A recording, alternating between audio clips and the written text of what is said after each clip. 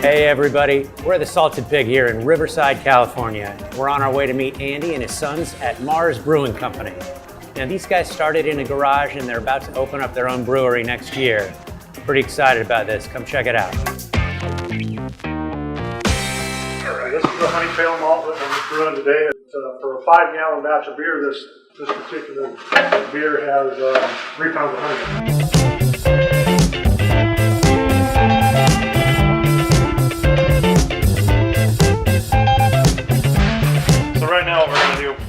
Is we're going to put the grain basically in water that we've set to a temperature that we've designed for the recipe, basically. There you go. Yep.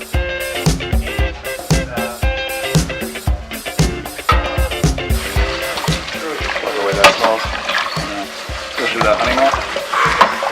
Now let's see this bad boy. This is a sparging arm.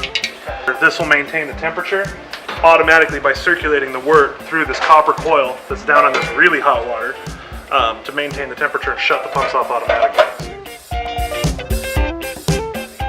Yeah, my dad built the kegs, well, modified the kegs, built the stands that everything's on, scavenged the burners underneath from everything else.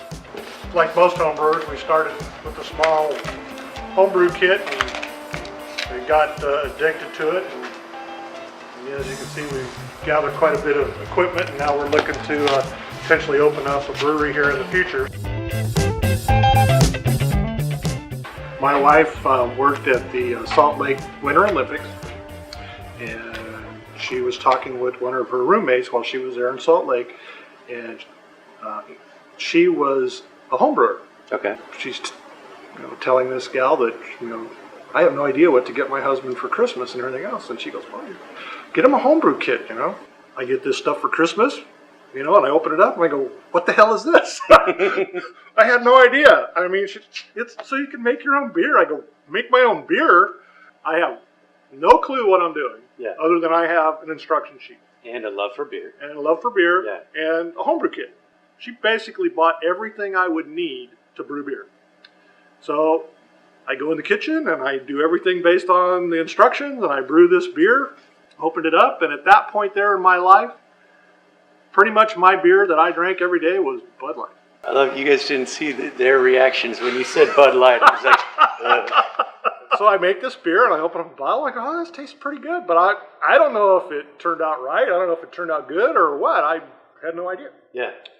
So I took a couple bottles of it over to the homebrew store, over to More Beer, and had the guys over there taste it. And they go, dude, you nailed this thing. This thing is awesome. He says, this is one of the best versions of this honey pale ale, which happens to be the same beer that we're brewing today, was actually the very first beer that I brewed. It's about sharing a craft with others that you can share it with, you can talk about it. I mean, great friends are made drinking beer together. Yeah. I mean, we have met so many different people just going to different breweries, different restaurants, and sitting down by somebody at the bar.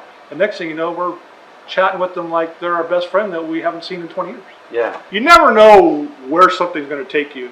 And, if you don't follow your dream, you're going to regret it later in life.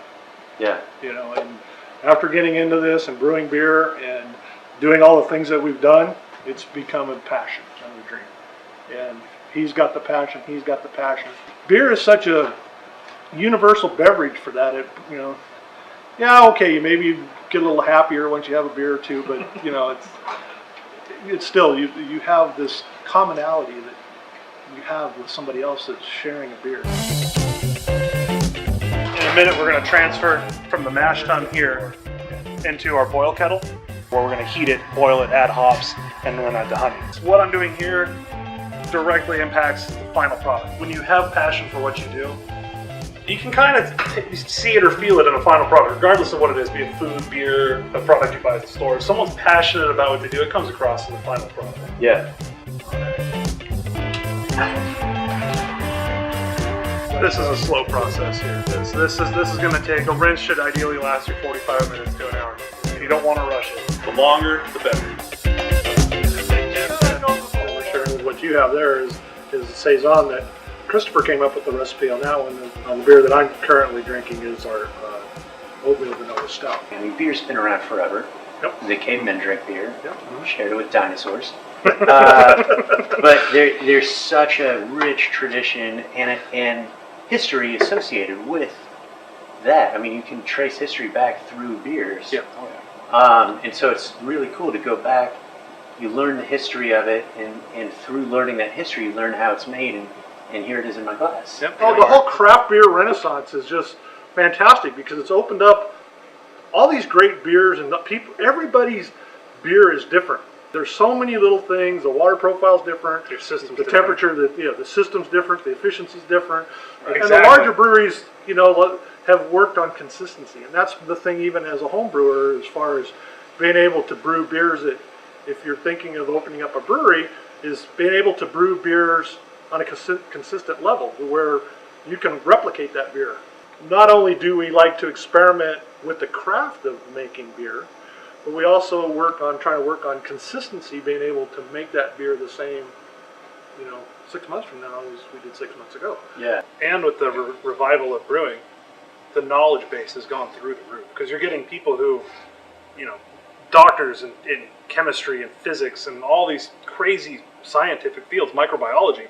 These people are getting involved in brewing, and you never had this 20 years ago. So they have these kind of massive knowledge base and technological improvements that have come about with the homebrew resurgence. Back in the olden days, everybody had either a brewery or knew a brewer, or somebody, their family was able to distill spirits. I mean, this was a common thing in America prior to Prohibition. Beer is something people gather around. You gather around a table with strangers, friends. You break bread with beer. You talk. You enjoy a beer. You talk about the beer. There's kind of a commonality. Like you said, everybody likes beer. Beer's, in my book, you share with everybody. Yeah. I mean, cultures were founded around beer. From the Sumerians to the Pilgrims. As a brewer, you can brew beer and share it anywhere in the world. I could share with hundreds and thousands of people. It's bottled, it's available for sale, and I can share it, and everybody goes, "Oh my gosh, this is so good. This is so delicious." That's really cool. And to me, that is so much more powerful to be able to share something that you're passionate about. That's the thing that I love about it more than anything, is the passion that you can share with others so easily and be able to enjoy it. I can share it. It makes me happy if you enjoy my beer.